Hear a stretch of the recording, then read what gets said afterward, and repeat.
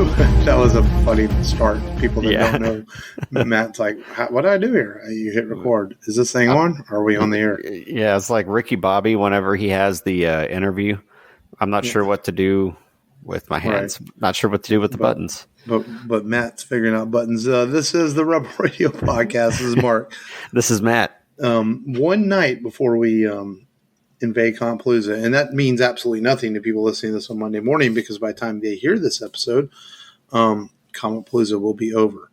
That's right. So we are speaking from the future that next week we will have a full report on Comic-Palooza and what we did there, and hopefully some audio from our show if it works out to record it well this year.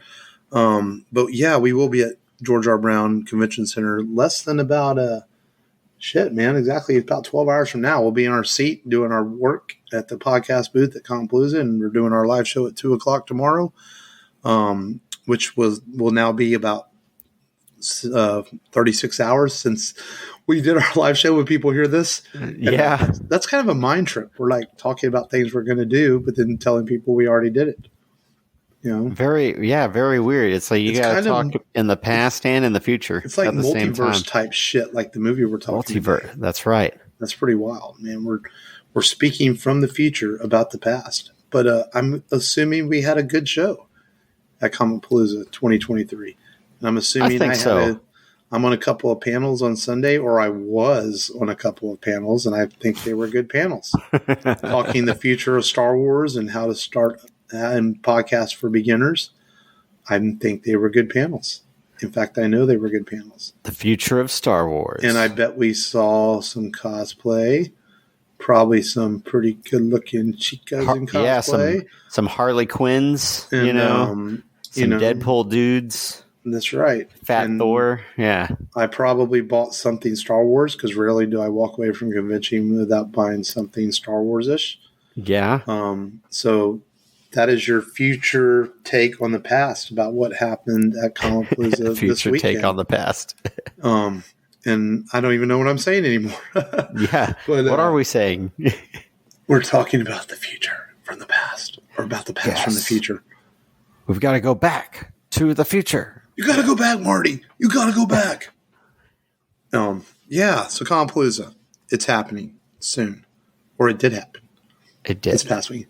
Now that I'm totally not sure what I'm talking about, how was your week, bud? Good week. It was good, man. I felt like it just kind of flew by, and I was waiting for this day to come where we'd almost be at Comic-Palooza, because I want to see if I can get my Scream mask signed by Jack Quaid at the table, and we'll see how that goes.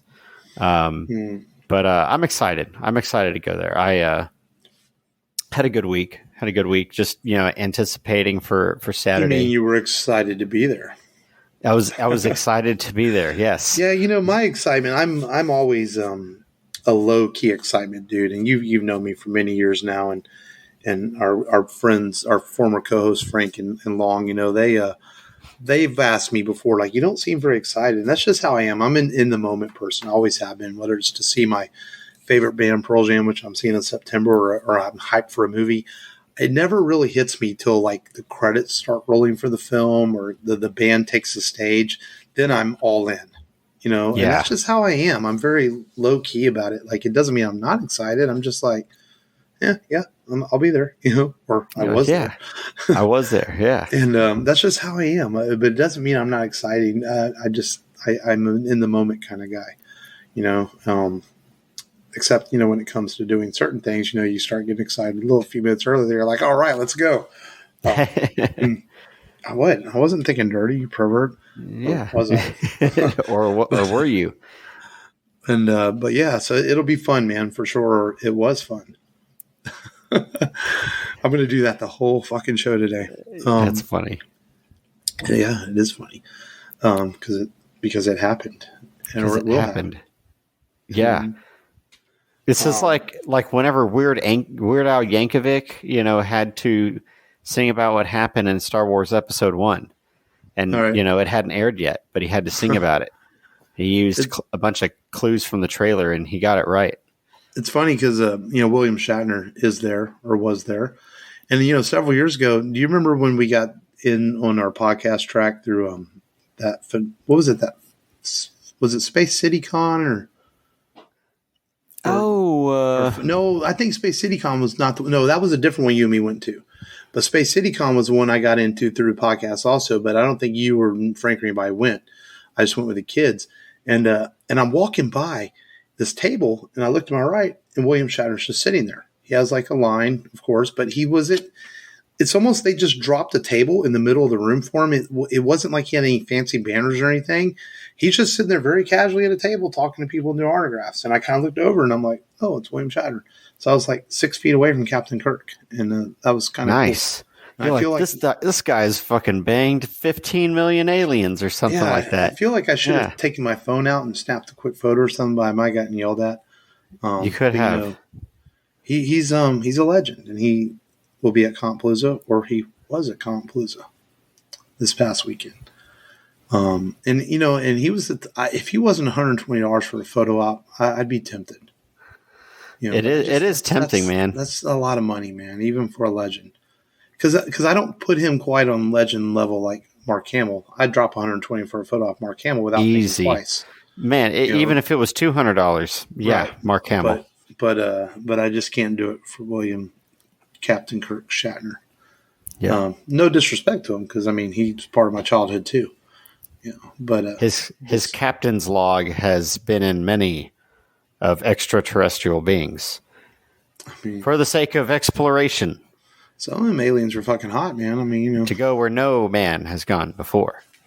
But he went there. Yep, he hit that final frontier many times. What did you do that was exciting at Comicpalooza? Or what do you think you're going to do? Ooh. So besides hanging out with me and do a show, of course. If I did end up making it there Sunday, me and the wife may have gotten a picture with Starlight. She actually wants that. That's why she wants to go up there. She wants a picture with Starlight. I guess. I was like, really? She's not quite a big enough celebrity for me. Yeah, for 100, you know? Yeah, it's like, I mean, she's done the one show. For me, Quaid's a bigger celebrity, and he's only 60. Yeah, didn't we pay only like $80? We split it for Christian Ritter, and she's a big star. Yeah, dude. I mean, at least was Jessica Jones, and she was in Breaking Bad, and at least she had Apartment 18 girl in Apartment 19, pedigree, yeah. Some of these people, I guess, because it's hot. But speaking of which, where is the trailer for The Boys 4? I mean, you would think I've heard rumors of it premiering in August, so you would think a trailer's coming soon. Yeah, so, I mean, you figure definitely by June we should get something. Season 3 was about this time a year ago. But they did that with Season 1, too. Season 1 came out like in May. Then Season 2 was like August of next year. It was about 15 months instead of... And then Season 3 came really quickly. It came... And now it's like we're Season 4. So hopefully some announcements soon. And then see if it can be more effed up than the orgasm in episode or whatever it was called. Yeah. With the burnt wiener dick. And lots of other really bizarre cum shots and things. Burnt wiener. Yeah. I was a little shaken by that episode. Is it Herogasm? That's right, Herogasm. Yes. Yeah. And octopus sex. Anyway. That show is so fucked up, but yet you can't stop watching it. I'm still disappointed Carl Urban wasn't there this weekend. Oh, man, that sucks, man. Because we would have been all over that photo op. We'd have been like, hell yeah, dude. Let's go take a photo with Bones. And I was already thinking we would have made him do something silly, like he's choking one of us or something. It would have been funny. I don't know. So, Judge Urban Dredd. he seems like a cool dude. Like he'd have been down with some cool shit doing photo ops. Yeah, man, he does. Sucks, man. But oh well. But anyway, man, I've had a busy week too. It did kind of go by fast, but it also allowed me to not really watch much this week, unfortunately. I was trying to watch Ant-Man and Wasp. I haven't had a chance. I did finish Dungeons and Dragons, and man, it didn't get better for me, Matt. I didn't like that movie, man. I posted on my Facebook about it, and I got attacked a little bit by a couple of Dungeons and Dragons nerds. I felt a little attacked. And they did come to defense of that movie. I guess I'm not a D&D nerd enough to really understand why they considered it good. because I just didn't really care for it. I found it kind of dumb, not really that exciting. Chris Pine is fine because he's Chris Pine. But overall, I just wasn't I wasn't that engaged with the movie. I didn't care about anything that happened. The climax was kind of unclimactic, so to speak. It was just not that great, but to each their own, I guess. Whatever, I didn't really quite get the appeal of it. Like I said, I'm not a D&D nerd enough, I guess, to appreciate it. So I apologize, any D&D nerds that are listening. Don't attack me. I just wasn't my thing. I finished that, and then I watched him. I've just been kind of nitpicking at movies. I watched about the first hour of the Boondock Saints just for the hell of it because I love that movie. And I can't go down the street without running into 9 guys. You fucked. The movie is so fucking quotable. What the fuck you need a rope, man? Charlie Bronson always needed a rope. He's like, well, get your stupid fucking rope. I mean, dude, the movie's still we so got amazing. Ourselves a cowboy. So blows my mind that movie was so successful despite having no theatrical release, very little fanfare, and it's been one of the most profitable independent films of all time. But it's so good. I mean, I can see why critics didn't like it. I'm smart enough to notice the flaws in the film, but yet it's so goddamn entertaining too. And that's the cool thing about the Boondock Saints. And then I watched it's kind of a sap movie. I could probably get made fun of this, but man, I don't know. I felt like I was only I listen mostly metal, and rock and roll, and stuff. But I mean, I like me some country music, and I love George Strait. And so I sat down and I watched Pure Country because it's on HBO Max, the only movie he ever did. But it's actually a good film. It's really not a bad movie. It's just kind of a romantic sap flick. But I mean, George is good in it. It's got a good story. I mean, it's a very entertaining movie and an amazing soundtrack. One of his most successful records of all time. Wow. I mean, and I did not know this because, when I watch movies, it's kind of a habit because we podcast. Is I'll look on the IMDb page and look at research and stuff. I did not know that Colonel Tom Parker, who was, of course, Elvis's manager, was looking for another successful music star, and he approached George about being in films, and George kept turning him down, saying, no, I don't want to do that. I want to keep focusing on my music career. But it came to a point where George took a little bit of a back step to the success of Garth Brooks and Brooks and Dunn and some of these other music acts in the 90s. And so George finally said, you know what, I'll do a movie. And that's why he did Pure Country. But yet he didn't like the way Hollywood handled things. He was so devoted to his wife. He wasn't going to kiss a girl. He wasn't going to curse, even though he does say ass in the movie. Yeah. And Hollywood agents basically told him, like, if you're not going to do this stuff, then, and George's like, you know what, I'm not going to do it then. I'll just stick with singing. And that's why he never did another film, because he wasn't going to bow to Hollywood standards because of his own personal beliefs. And I think that's pretty cool. That's why he never kisses Harley in the movie, because he was so devoted to his wife. Even though it was in the script, he said he wasn't going to do it. And the director and the girl who played Harley respected it. That's why he never kisses her in the film. So you got to respect a man who stands firm, and plans his morals, Oh, yeah. George is definitely an example of that, and one of our greatest musicians and singers of all time. He's the king, baby. That's right. The king. There's a reason they call him King George. Mm-hmm. And still putting out good music. So it's amazing. Yeah. That's really about all I watched this week. Damn, I really want to get to Ant-Man and Wasp and check it out. I sat down a couple of times to try to start it and just didn't work. But I'm working next week. Then I'm on vacation the week after that, so I'll definitely get it watched here in the next couple of weeks. Okay, yeah, you got some time coming up. Yep. Yeah, I checked out some more Babylon 5, and man, I was like, oh, I should be most of the way through the season by now.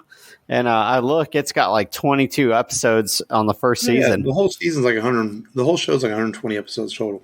Yeah. So I'm at like, I think I'm on episode 10. I think I've watched up to episode 9. I think I'm on episode 10. But it's been fun. I mean, I think my favorite episode so far, the guy who played the doctor on NCIS, he plays I guess he's an archaeologist, and it's like the 5th or 6th episode of the season. And he's able to smuggle aboard this artifact that's actually like an ancient alien or some alien creature that takes a hold of you and assimilates your body into like a friggin' weapon. And he takes over his assistant, and he's like friggin' tanking the security force, and they're trying to tank him down, and they almost take him out alien style, where they get him to the airlock and shoot him into space, but the guy's able to overcome the alien and pull it off of himself. But it's pretty fun, man. I think there's definitely some really good episodes in there. There is some, romance drama in there, which is kind of funny because, my wife likes her soap operas. And I said, some of these episodes, it's almost like a space soap opera. Mm-hmm. I said, there's this girl that, Londo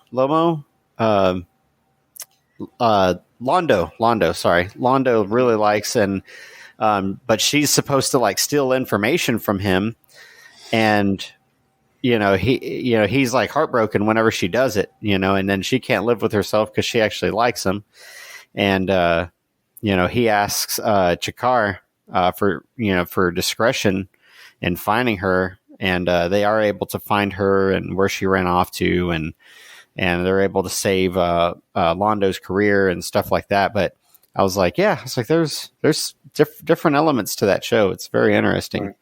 And, once you get to the second season, it's going to start really flowing. And like I said, Londo will be you'll love him and you'll hate him so much by the time you're done. Yeah. It's such a good, well-written show. Well, every single character in that show is so thought out and well-written. I know you said you bought the movie box. Don't watch in the beginning until after season 4. Okay. Because otherwise you won't know what's going on, and it will ruin some stuff. You want some stuff to be a surprise. Now, Third Space actually takes place like after the 3rd season, so you can watch that. Okay. I think River of Souls, you might have to Wikipedia the timeline of it. I think River of Souls is after season 3 also. And then there's a timeline out there that tells you exactly when to watch Third Space. I think it's actually partway into season 3. And then the final movie is actually kind of a lead into the Crusade show that only lasted 12 episodes, if I remember right. Because I think there's 4 movies in the box set. Yeah, but In the Beginning's the best one. But don't watch it till I think, like I said, look up the timeline. I think it's like after season 4 to watch In the Beginning, because there's so much. That's the battle, right? Isn't that the battle? It tells parts of the battle. Yeah, it's Londo when he's older and he's retelling the stories of the Battle of the Line and some of the things that happen. But there's a lot of really important stuff between him and Jakar that you don't want to have ruined. So you want to wait till you get to all that before you watch In the Beginning. So, but definitely, man, I'm glad you're watching it, man. It's one of my favorite shows of all time. I love it so much. I have all the DVDs, and I'll never get rid of them because the show's not available on Blu-ray, and it shows up streaming on Tubi and different sites, but it tends to move around. And J. Michael Straczynski has said, more than likely with streaming now, the Blu-ray set's never going to happen. He said it's up to Warner. He said it's up to Warner Brothers if it does happen, but just the times we live in, there's no reason for Warner Bros. To put it out on Blu-ray when, they can just stream it. So exactly, that makes sense. There's no money to be made in physical media for a show that's 30 years old that has a big fan base, but how much of that big fan base is actually going to purchase the Blu-rays? So I guess it makes sense. Yeah. Unless Warner put out as a Warner Archive item, you could buy it through their website and they print it on demand. Like they've done limited release or something. They do that. You can go on Warner Archive's website, and there's a lot of movies you can buy that are print on demand that they only sell through their website. So. Okay, I'll have to check that out. See if there's something I recognize. Yeah, but yeah, and I know you mentioned you had watched half the episode, but I did watch the first episode of Fubar. Oh, dude, it was so bad. Yeah, it's not that great, man. It's badly acted. Everything looks like it's done in one take. The dialogue's terrible, and we said it kind of fast. We're talking about Fubar, the new Arnold Schwarzenegger show that's on Netflix, and it's cliche as fuck, and it's just poorly written. It wasn't good. Yeah, one of the pieces of dialogue, because if you watch the trailer, it's about him and his daughter. The line for his daughter is "fuckity fuck asshole fuck," And I'm like, oh yeah. I was like, yeah, you writers, you can stay on strike unless you can come up with something different. And then Arnold, who we love, just doesn't even look like he's trying. He's kind of hamming it up, kind of mailing it in. Mailing it in's probably more like it. At least he tried. I wish he would ham it up a little bit more. At least he tried in his 80s and 90s films. This one, he just doesn't even care anymore. It's disappointing, man, because I liked the trailers for it. I was like, this looks kind of fun. Then I go and watch half the first episode. I'm like, this isn't good. Yeah. And some of it, too, I was a little tired, too. So I was like, I couldn't keep my eyes open. I'll finish it later. But I just don't know if I'll go finish it. It just doesn't seem worth it. Yeah. It almost feels like an in-between thing. It's not bad. It's just not good. I don't know if it's okay, though.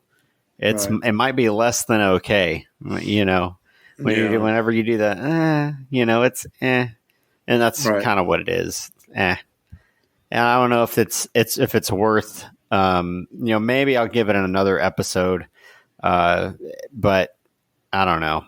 I think I'd rather just watch Babylon 5 and keep getting caught up, because those episodes are a while. I think it's like 40-ish minutes every time between the ads. Yeah.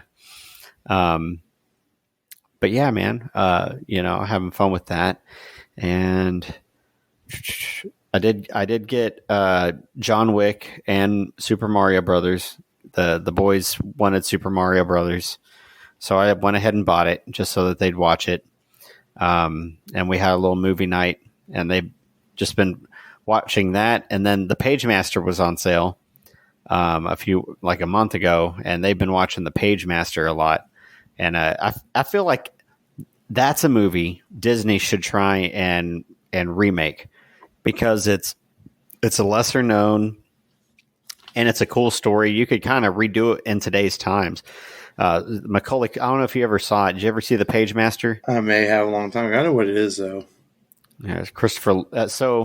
Macaulay Culkin's this kid. He's kind of afraid of everything. He's very smart, but he knows all these statistics, and I guess his dad's very annoyed with him because he's always like, statistically, Dad, you could get hurt doing that, and 9 times out of 10, this is what happens when you do that. And he's like, son, you can't be afraid to be a boy, basically, and get out there and have fun, because you're too statistic driven, basically. And so his dad's like, you know what, go get me some nails from the hardware store for this tree house I'm building you, even though the dad knows his son's afraid of tree houses. I'm sorry. So on his way to go pick up some nails for his dad, there's a thunderstorm that happens, and he's forced to take cover in this library ran by Christopher Lloyd.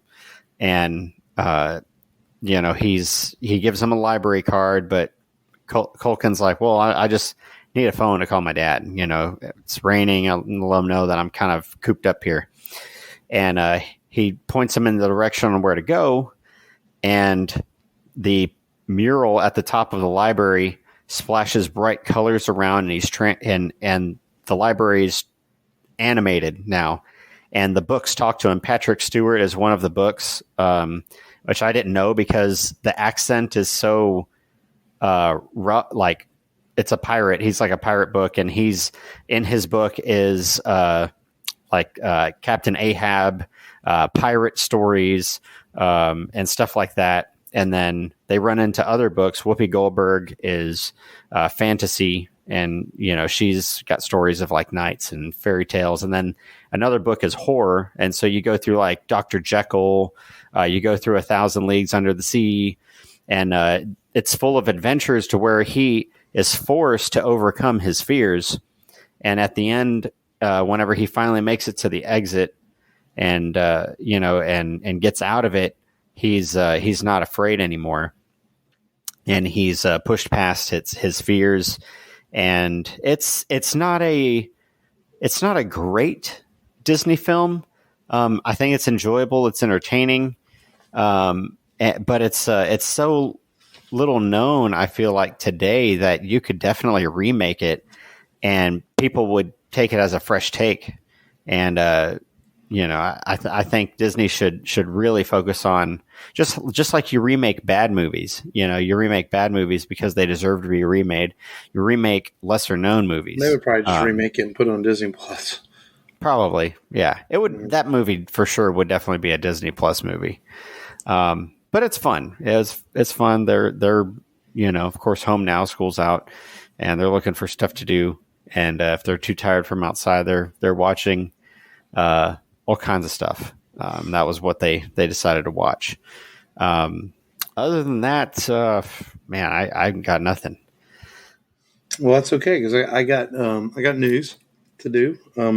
We got a third trailer this week for The Flash, which for some reason people said the new trailer was a spoilerish. I watched it. I didn't see anything really spoilerish with it. I just felt maybe it gave us some new footage from some different angles and stuff, but it really didn't tell us anything that the other trailers didn't tell us. Just a different look. Yeah. But I'm getting excited for this movie. I think it's going to be swell.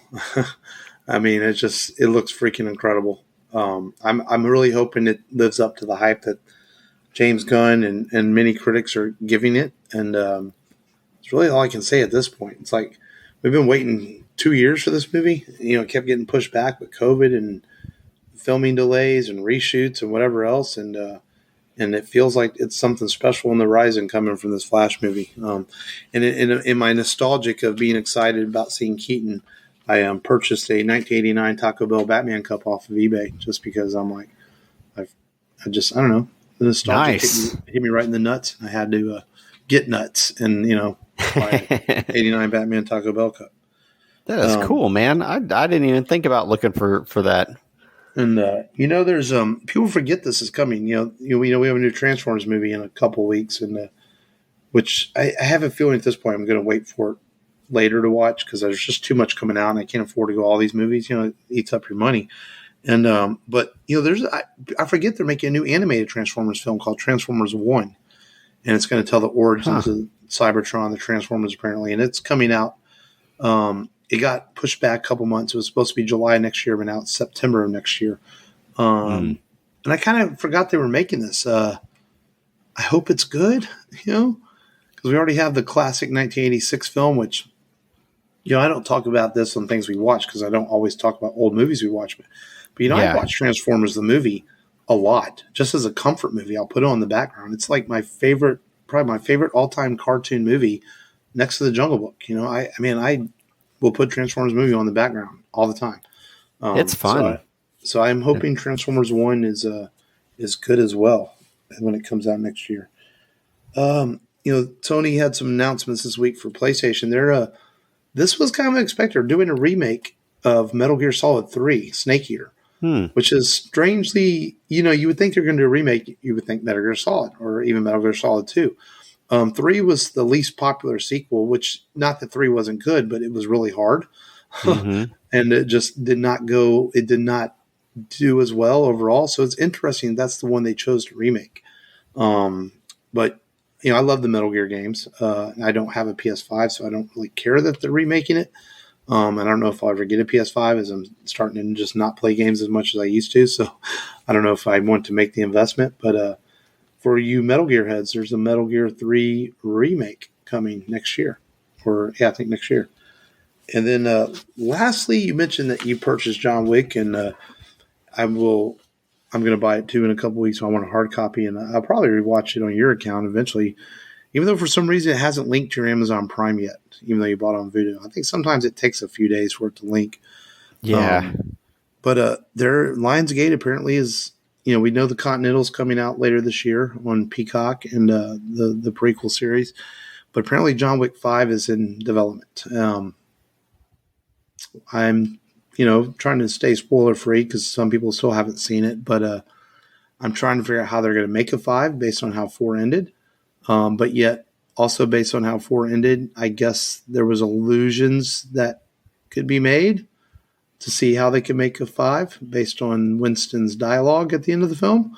But at the same time, I really felt that you've never seen Breaking Bad, but Breaking Bad has an ending that's comparable to how John Wick ended. And okay. You were satisfied. when it was all over. You just went through 60 episodes with these characters from Breaking Bad, but you get to the end, you're like, okay, that's how I felt with John Wick 4. I was satisfied. Did I necessarily like the way it ended? No, because you want to root for your heroes, but I was satisfied.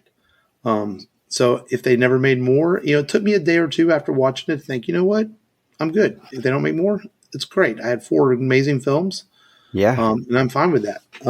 But we might get a 5th one.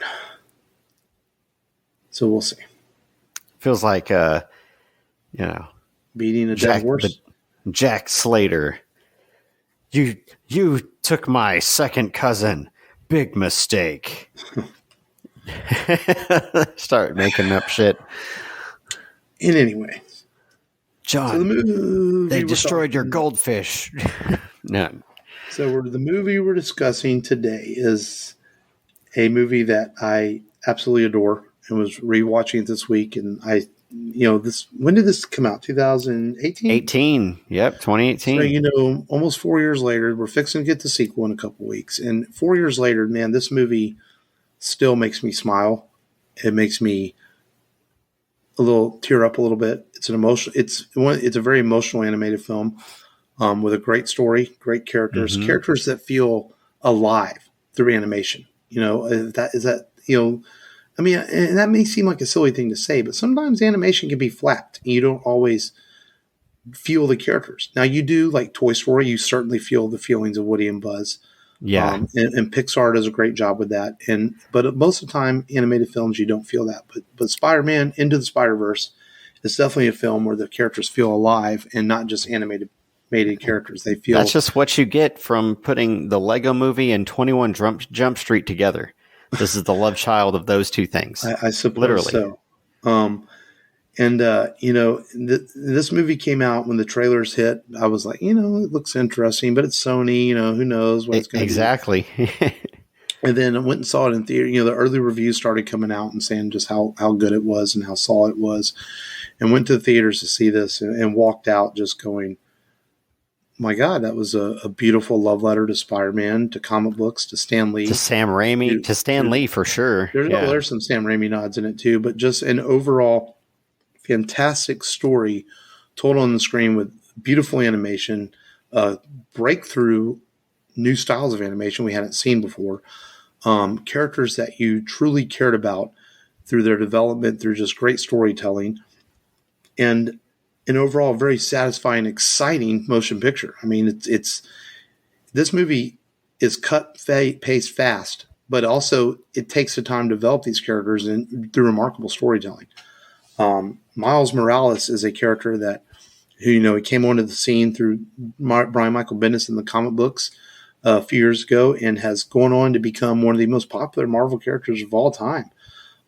People on the streets now that don't follow comics recognize that Miles Morales, he's the other Spider-Man, besides Peter Parker. And that's incredible. And he had only come out 6 years before this movie. Right. This is a 6-year-old comic book character, and they're going to make a movie of him. That was pretty bold. He's so well written that he's become that popular so fast.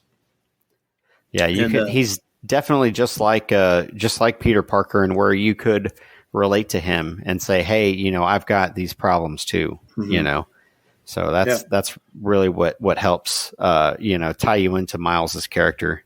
Mm-hmm.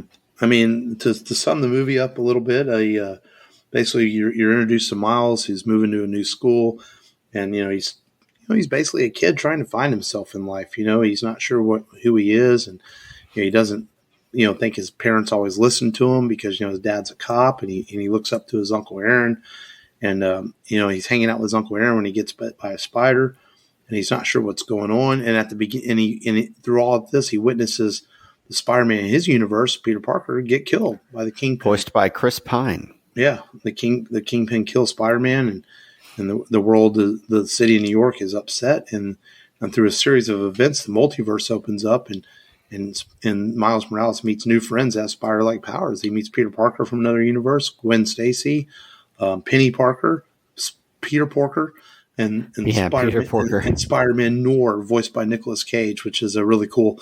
Or the wind follows me everywhere I go. Yeah. And it's just and as they try to stop the Kingpin, who's trying to open up a portal himself through the multiverse to bring his wife and child back that are no longer with him. But they have to stop the Kingpin from doing this because the power he's using can destroy the whole city. So they have to stop him from allowing him to open up the portal. But he also needs to send back the spider people from the other universe, because if they don't go back, they're going to dissipate, because they're not really, their molecules aren't really staying together in this universe because they're not made to be there. So throughout this, they have to hatch a plan to stop the Kingpin. And meanwhile, Miles and Kingpin also has help from Dr. Octopus's daughter. It's his daughter, right? Yeah, in this universe. Yep. Yeah. Liv Octavius. And then Miles throughout this is also very much a coming of age story as he's trying to figure out who he is and how to use these new powers. And some of my favorite parts of this movie is where the elder Peter is telling him, like, you have it in you the whole time. It's a leap of faith, which is just the books that Stan wrote. So much of that was about that, some of these characters, especially Spider-Man, and learning who he is and believing in himself. And we saw that with a lot of his characters, just having faith in themselves and becoming who they are. And Philip Lord and Christopher Miller, who helped write this and did the Lego movie, they really understood who Miles was and who Spider-Man is and who the character is. And it all comes out on screen so brilliantly throughout this film. And the leap of faith scene is an incredible sequence of art and beauty and just emotion when Miles puts on the costume and becomes who he's ultimately meant to be. And he also has his tragedies as he finds out his Uncle Aaron is working for the Kingpin as the Prowler, and he unfortunately gets shot. And Miles has to witness his uncle dying, and he finds out through the other Spider people that they're not so different, that they all have this tragedy that surrounds them that makes them a better person to become the Spider-Man they need to be, or Spider-Woman. And it's all so well done. And so that's kind of a long but heavy summary of what this movie is, and that just shows you the depth of this film. I mean, how rewatching this week, it's a heavily layered, pretty intense film for an animated film, but it's also not so intense that kids can't enjoy it. It speaks to the children watching it too, but it's got some heavy layers for the adults. Yeah, like Peter B. Parker, voiced by the that technician from Jurassic World who had the Jurassic Park shirt and said it was retro. I didn't realize that's who was voicing Peter B. Parker. But yeah, he's kind of down on his life. He got divorced from Mary Jane in his universe. He's eating pizza, even though he says he was doing crunches while he was sucked into the particle collider. And he's put on a little bit of weight. And, he was afraid of having a child, and mentoring Miles has kind of showed him that, he can do it, and that he can take the leap of faith in his own universe. And whenever whenever Miles lets him go, he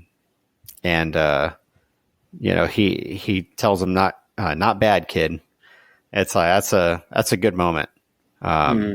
There's quite a few of those good moments in there, and we can see by the trailer in this new Spider-Man movie that's coming out that looks like Peter B. Parker was able to mend things together, and he became a dad. Looks like, which is cool. Yeah, that's the cool thing about the end of this film is, like, you think about all these characters, whether it's Gwen or Penny Parker, that they move on and they correct their lives, because they all have something they need to correct in their lives. Miles is his relationship with his parents, and like I said, Peter B. Parker and Mary Jane, and well, at least those two, they have the most important storyline. Gwen and her best friend, who she lost back home, and opening up herself to making friends and being who she can be, and and voiced incredibly well by Haley Steinfeld, who does great as Gwen. And I think that's another thing that hits home about is Miles being this young teenager that, like I say, he's trying to figure himself out in life, and his relationship with his father is a bit struggle. He loves his dad.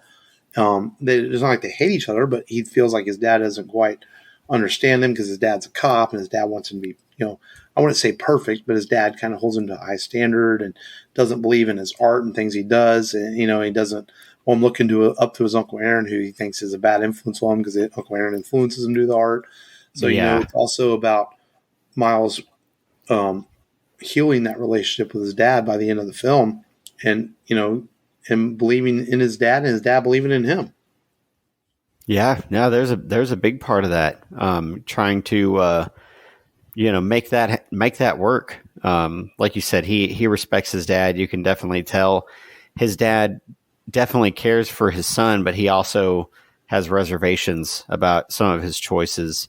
And, he, even though his son wants to go to the local middle school or local high school, he wants Miles to go to this magnet school that he was able to get accepted into. Even though he feels like he just doesn't belong there. Right. So there's, that part where, and as a parent, you get it, you're trying to push your kid to be better. Right. And maybe that's not what they want. And, but you don't see that, you're seeing a different picture. So it's, it relates to kids as much as it does parents, I think, in doing that, kind of giving you a snippet of the dad's side. And I think it's funny whenever he uses the PA and he's like, "You gotta say I love you back." Yeah.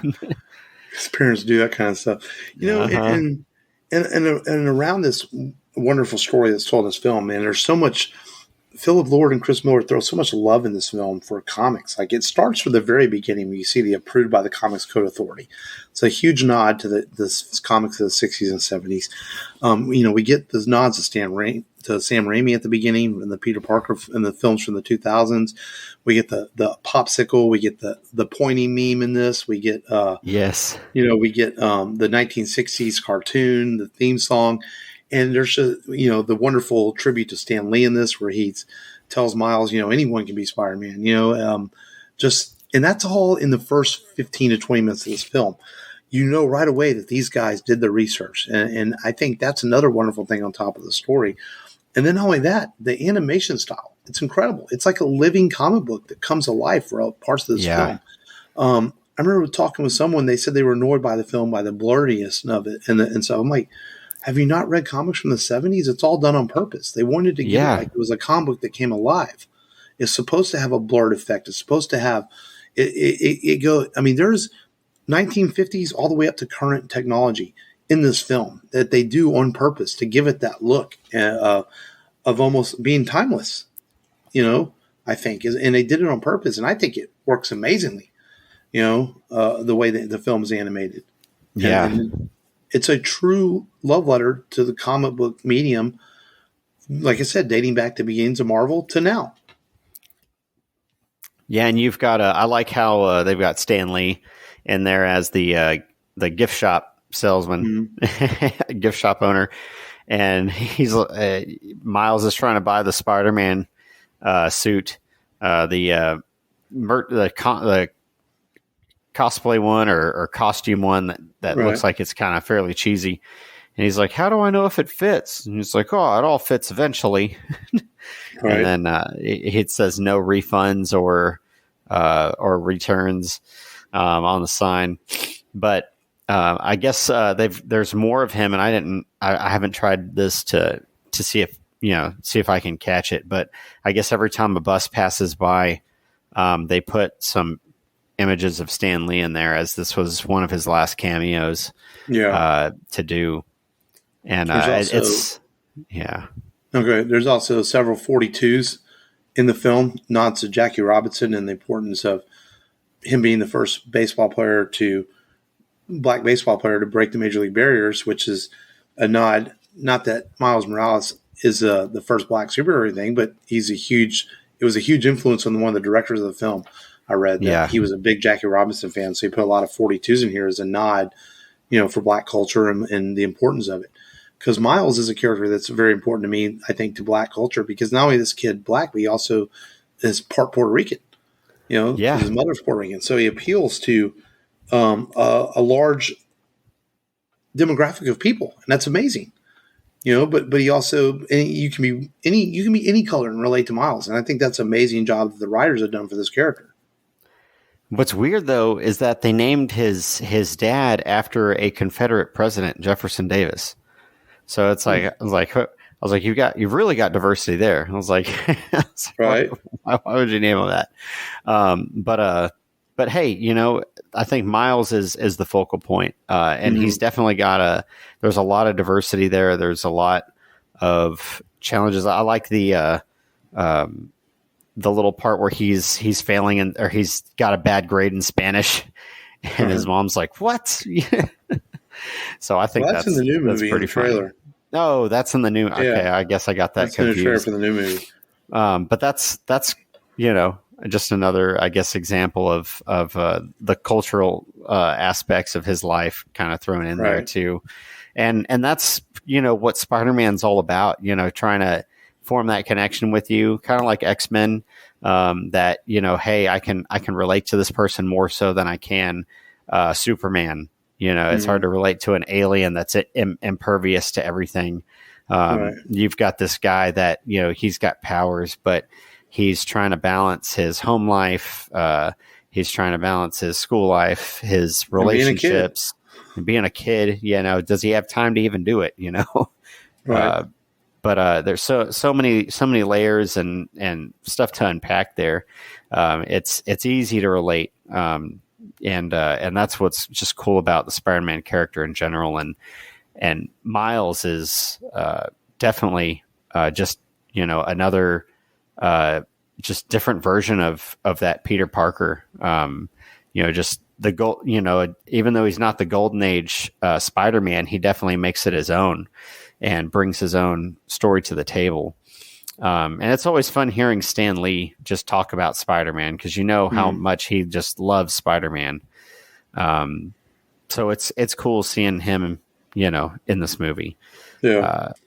Man, it's and the different Spider-Man. I thought we were going to get something similar to the animated series that aired on Fox. Get like the Iron Suit Spider-Man, that one Spider-Man that's like Bruce Wayne in his universe. I think it's funny that we got Peter Porker and Spider-Man Noir and Penny Parker. Yeah, there's some brave story choices in this, but they worked. Yeah, absolutely. And we get a purple hat Green Goblin finally. Yeah, finally got one similar to the comics. And it makes you wonder what this movie came out of nowhere and was so well done and so well received. And, you felt like you didn't need a sequel, but we are getting a sequel here in a couple of weeks with Across the Spider-Verse. And it makes you wonder what else we'll get, what other characters we'll get in this. Like you said, some of these other costumes, there's a lot of costumes when they visit Aunt May's secret lair that she had for Peter Parker. And that's an emotional thing too. Yeah. She lost Peter Parker. He lost Aunt May, and then they get to see each other again. Right. Yeah, so there's so I wonder what they'll go in the sequel, and I also feel like Into the Spider-Verse is so good. Let's hope they can strike lightning twice. I hope that Across the Spider-Verse is just as good, because unfortunately, Christopher Miller and Philip Lord did not hit lightning twice with the Lego Movie 2. Lego Movie is really good, and Lego Batman is really good, and Lego Movie 2 was kind of a letdown. So. Hopefully the same thing does not follow them with their Spider-Man sequel.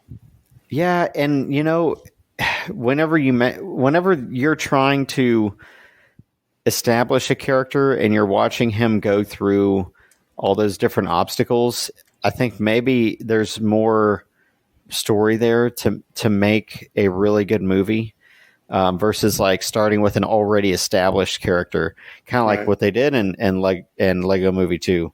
Emmett's already established as a master builder. Now they have to create something else for him. Well, hopefully it doesn't fall into that same vein. And with Miles, but the thing is with Miles, I think it would be easy to do that. I think in the first one, it became about him trusting his friends and his leap of faith. I think this one has to be about protecting his friends and protecting his family. Now that he's Spider-Man, he's going to have to, realize his mom and dad are affected by this. And his friends are affected by that. And I think that's hopefully the route they go with this in the sequel. I think it makes the most sense. Now that he's made the leap of faith, now it's about the responsibility. With great power comes great responsibility. And I think that's what the sequel should focus on. And we'll see here in a couple of weeks. I'm probably not, I'm on vacation, so I'm probably not going to go see it till that Monday, the 5th, because my nephew's getting baptized Saturday. So I got a lot going on that weekend. So I might have to wait till Monday to see it, but that's okay. I don't mind waiting a couple of days, but I'm looking forward to it when it comes out here in a couple of weeks. So we'll see.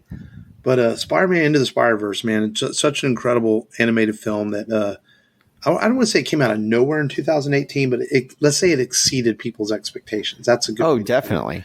And there was a lot of people that weren't expecting much, and whoa, their bar was set low, and their expectations were greatly exceeded. If I remember correctly, even our co-host Long, he was like, I don't want to see it. Then he saw it. He's like, wow, that was really good. Yeah. Because it really was. I know it blew me away when I saw it. I walked out of the theater just like, wow, that was great. And this is probably, I've enjoyed Homecoming and with the 7, 8 Spider-Man live action films, I've enjoyed them, but Into the Spider-Verse is probably my favorite Spider-Man film. I just really like the movie a lot. Wow. I think it's so well done. I think part of it too, there's so much more you can do with animation that you can't do in live action without it costing gazillion dollars. Think about the whole final sequence of this film in the room fighting the Kingpin. You couldn't do that in live action. No, you couldn't.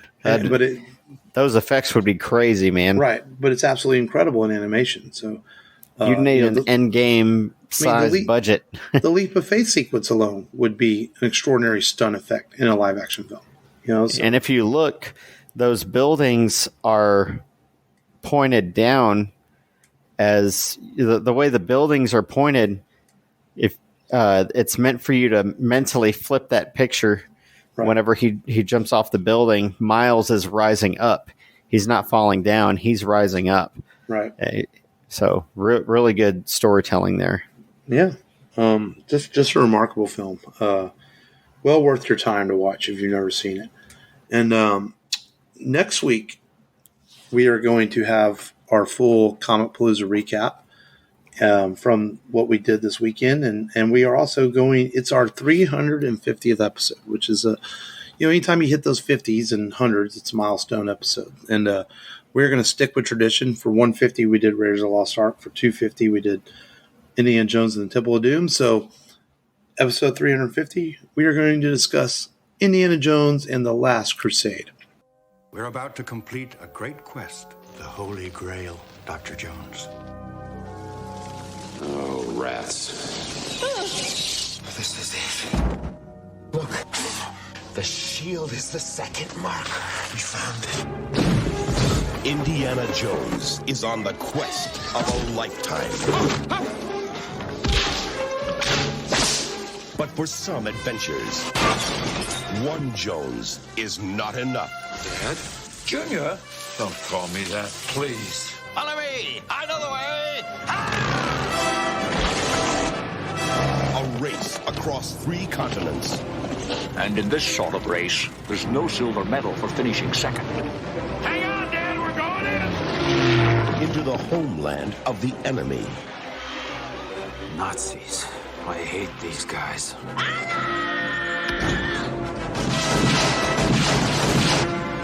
Our situation has not improved.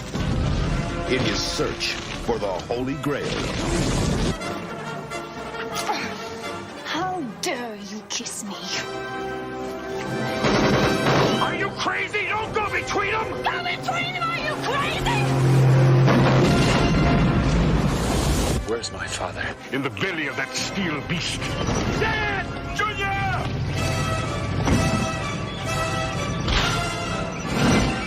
You call this archaeology? The quest for the Grail is not archaeology. It's a race against evil. Germany has declared war on the Jones boys.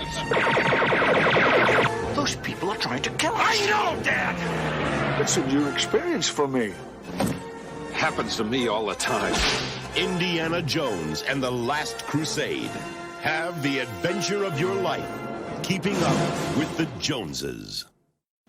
This is a lot of people's favorite Indiana Jones film, and I do like it a lot. Raiders is just always going to be my favorite because it's such a special moment in my heart for that. What Raiders did for me as a kid getting into movies, but that doesn't stop me from enjoying The Last Crusade quite a bit too. I mean, it's a really, really good film as well, and it's got the great Sean Connery in it with another great story, and it's a really, really good movie. I'm looking forward to River Phoenix too, the late River Phoenix who played young Indy. Mm-hmm. He plays young Indy at the beginning of the film. Just another good film directed by the great Steven Spielberg.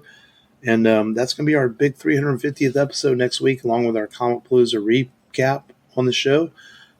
As we definitely won't be talking from the future into the past next week. We will actually be talking about the past next week on the show. Yeah, definitely. When we discuss Comic Palooza 2023 and discuss Indiana Jones and the Last Crusade. So we hope you like Indiana Jones, because we're going to be discussing Indiana Jones at Comic Palooza tomorrow, or we discussed it Saturday at Comic Palooza. And then we're going to discuss Indiana Jones on next week's episode. And quite possible we're doing Dial of Destiny at the end of the month as an episode. So lots of Indiana Jones in your future this month on the Rebel Radio Podcast. But we thank you as always for listening. The rebelradiopodcast.com for all your Rebel Radio needs. And you can find the links there to all the apps that we're on: Apple Podcasts, iTunes, same thing. Amazon Music, Google Play, iHeartRadio. Well, there is no Google Play anymore. Spotify, that's the other one. Spotify. I'm screwing up. So all those things, and you hit our Podbean link there too, and it takes you to our news archive website, and all the links are there too. I think we're on Podchaser, we're all kinds of shit. Shouldn't be able to not find the Rebel Radio Podcast. But until next week, thank you as always for listening. This has been Mark. This has been Matt. Remember, as always, just go there and do it.